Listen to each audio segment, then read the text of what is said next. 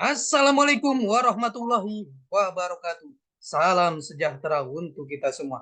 Apa kabarnya rekan-rekan mahasiswa-mahasiswi Universitas Dian Nusantara? Kita berjumpa kembali di mata kuliah Bisnis Internasional di pertemuan yang ke-14. Tidak terasa kita sudah memasuki pertemuan yang ke-14. Mudah-mudahan Allah Subhanahu wa taala, Tuhan Yang Maha Esa, memberikan kita keberkahan kesehatan sehingga kita bisa menyelesaikan mata kuliah ini dengan sukses dan lancar. Rekan-rekan semuanya, sebelum kita memulai proses belajar mengajar ini, alangkah baiknya sama-sama kita berdoa agar proses belajar mengajar ini berjalan dengan sukses dan lancar. Berdoa menurut keyakinan dan kepercayaan masing-masing. Berdoa dimulai.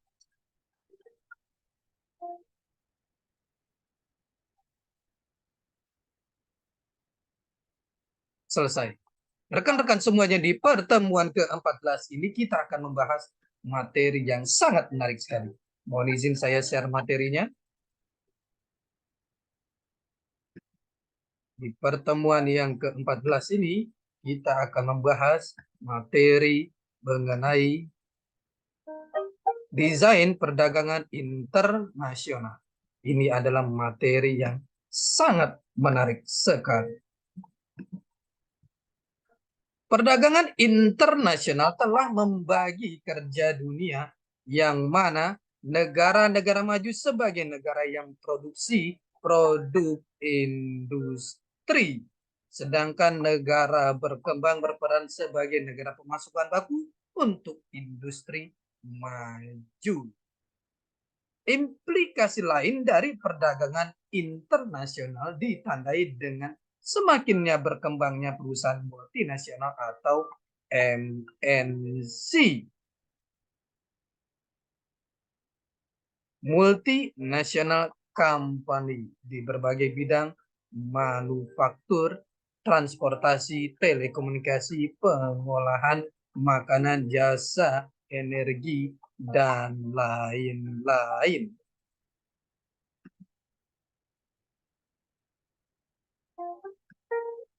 Globalisasi perdagangan merupakan peluang dalam mengembangkan usaha dan pemasaran bagi perusahaan yang mampu bersaing.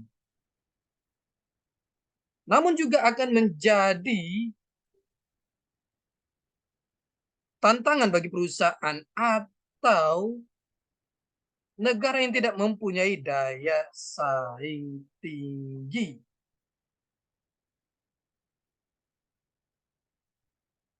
Berbagai perusahaan MNC telah mengembangkan sayapnya ke negara-negara lain. Perdagangan global menuntut perusahaan agar mampu bersaing tidak hanya terpaku pada keunggulan komparatif saja, tapi harus mengedepankan keunggulan kompetitif. Perkembangan bisnis internasional yang memasuki lintas negara tentu tidaklah terjadi segampang yang dilihat karena banyak faktor yang perlu dipertimbangkan untuk memulai bisnis internasional. Hal itu dikarenakan bisnis internasional akan melibatkan manusia lintas negara yang tentu bukan berbagai macam pula corak perilaku, budaya, dan agamanya. Dampak perdagangan internasional dapat mempercepat terjadinya globalisasi karena adanya pertukaran yang berlangsung secara internasional dan intens. Dua, mengubah pola pikir negara yang awalnya enggan memperdagangkan keunggulan absolutnya menjadi mengutamakan keunggulan absolut sebagai komoditas perdagangan. Tiga, meningkatkan kerjasama ekonomi internasional. Teori perdagangan klasik. Satu, teori merkantilisme. Teori merkantilisme ini berpendapat bahwa satu-satunya cara negara untuk menjadi kaya adalah dengan melakukan sebanyak mungkin ekspor dan meminimalisir impor. Selisih ekspor yang besarnya ini akan menjadi pemasukan negara yang kemudian dikonversi menjadi emas. Emas tersebut merupakan bukti bahwa semakin banyak emas yang negara miliki, maka semakin kaya negara tersebut. Dua, teori keunggulan absolut. Teori keunggulan absolut dicetuskan oleh Adam Smith bersama dengan ramainya revolusi industri di Inggris abad ke-18. Dasar pemikiran teori ini adalah suatu negara akan bertambah kaya ketika memiliki peningkatan keterampilan dan efisiensi dalam hal keterlibatan para tenaga kerja dalam proses produksi. Teori perdagangan modern. Satu, teori keunggulan komparatif. Teori keunggulan komparatif dicetuskan oleh David Ricardo dengan asumsi utama bahwa perdagangan internasional dapat terjadi walaupun suatu negara tidak memiliki keunggulan absolut. Dalam teori ini dijelaskan bahwa perdagangan internasional dapat saling menguntungkan ketika salah satu negara tidak memiliki keunggulan absolut dengan jalan hanya memiliki keunggulan komparatif saja pada harga untuk komoditi yang relatif berbeda.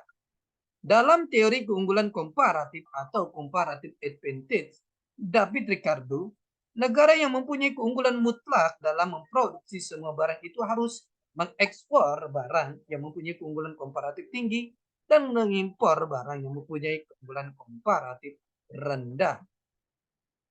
Dua, teori Heckscher-Ohlin (HO). Teori Heckscher-Ohlin atau yang biasa disebut sebagai teori HO dicetuskan oleh Elie Heckscher dan muridnya Bertil Ohlin. Dalam teori ini dijelaskan bahwa pola perdagangan negara-negara cenderung mengekspor barang-barang dengan faktor produksi yang relatif melimpah secara intensif. Hal ini disebabkan oleh adanya perbedaan produktivitas yang terjadi akibat perbedaan proporsi faktor tenaga kerja, modal, dan tanah yang dimiliki oleh suatu negara. Karenanya teori ini juga disebut sebagai the proportional factor theory. Teori ini berasumsi bahwa negara dengan faktor produksi yang relatif tinggi dan murah dalam biaya produksi akan melakukan spesialisasi produksi untuk target ekspor. Sebaliknya bagi negara dengan faktor produksi yang relatif langka dan mahal dalam biaya produksi, ia akan melakukan impor. Teori investasi internasional A. Ownership Advantage Theory. Teori ini menekankan bahwa perusahaan pemilik aset yang memiliki keunggulan kompetitif domestik dapat menggunakan keunggulannya tersebut untuk dapat menembus pasar luar negeri melalui penanaman modal asing (PMA). B. Internalization Theory. Teori ini menerangkan perusahaan meluaskan usahanya dengan memperhitungkan transaction cost. Jika biaya transaksi lebih besar di dalam negeri, maka produksi di luar negeri lebih menguntungkan. C. Dunning-Eltic Theory. Bagi perusahaan yang akan berinvestasi di luar negeri, harus mempunyai beberapa keunggulan, yaitu kepemilikan yang khas, internalisasi, dan lokasi yang khas. D. Teori keunggulan monopolistik. Investasi langsung luar negeri yang dilakukan oleh perusahaan dalam industri oligopolistik memiliki keunggulan teknis dan keunggulan lain atas perusahaan pribumi. Ketidaksempurnaan pasar produk dan faktor produksi.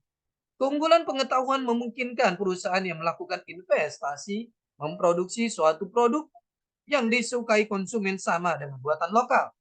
Dengan demikian perusahaan dapat mengendalikan harga jual dan lebih unggul dari perusahaan pribumi. F. Investasi silang. Investasi langsung luar negeri oleh perusahaan oligopoli di negara asal masing-masing sebagai tindakan pertahanan. G. The follow the leader theory. Craig Bosser. Satu perusahaan yang bisa memasuki pasar dalam sifat pasar yang oligopolistik, maka perusahaan lain pun akan mengikuti. H. International Product Life Cycle Theory. Daur produk terdiri dari masa awal, masa pertumbuhan, masa puncak, masa jenuh. Jika produk suatu perusahaan yang telah sampai pada masa jenuh di pasar dalam negeri, perusahaan tetap dapat mencari peluang menjual di negara lain di mana pasarnya si tumbuh. Pengertian perdagangan internasional. Perdagangan internasional Trade ialah kegiatan transaksi dagang antara suatu negara dengan negara lain, baik mengenai barang ataupun jasa-jasa guna untuk memenuhi kebutuhan dalam negeri dan untuk mendapatkan keuntungan yang lebih. Manfaat perdagangan internasional kita lihat di sini. Satu, memperoleh barang yang tidak dapat diproduksi di negara lain. Dua, memperoleh keuntungan dari spesialisasi. Tiga, memperluas pasar dan menambah keuntungan. Empat, transfer teknologi modern. Faktor pendorong terjangan internasional. Satu, untuk memenuhi kebutuhan barang dan jasa dalam negeri. Dua, keinginan memperoleh keuntungan dan meningkatkan pendapatan negara. Tiga, adanya perbedaan kemampuan penguasaan ilmu pengetahuan dan teknologi dalam mengolah sumber daya ekonomi. Empat, adanya kelebihan produk dalam negeri sehingga perlu pasar baru untuk menjual produk tersebut. Lima, adanya perbedaan keadaan seperti sumber daya alam, iklim, tenaga kerja, budaya, dan jumlah penduduk yang menyebabkan adanya perbedaan hasil produksi dan adanya keterbatasan produksi. 6. Adanya kesamaan selera terhadap suatu barang. 7. Keinginan membuka kerjasama hubungan politik dan negara lain. Dan yang ke-8, terjadinya era globalisasi sehingga tidak satu negara pun di dunia dapat hidup sendiri. Faktor penghambat terjadinya perdagangan internasional. Satu, tidak amannya suatu negara. Dua, kebijakan ekonomi internasional yang dilakukan oleh pemerintah. Tiga, tidak stabilnya kurs mata uang asing. Empat, pembayaran antar negara sulit dan resikonya besar. Lima, kualitas sumber daya yang rendah. Dan yang keenam, perbedaan mata uang antar negara. Teori perdagangan internasional. Ada teori keunggulan mutlak absolute advantage dan teori keunggulan komparatif. Rekan-rekan semuanya, ini adalah pertemuan kita yang ke-14. Kita akan berjumpa di pertemuan selanjutnya. Tetap semangat belajar untuk mencapai kesuksesan. Salam sehat selalu. Assalamualaikum warahmatullahi wabarakatuh.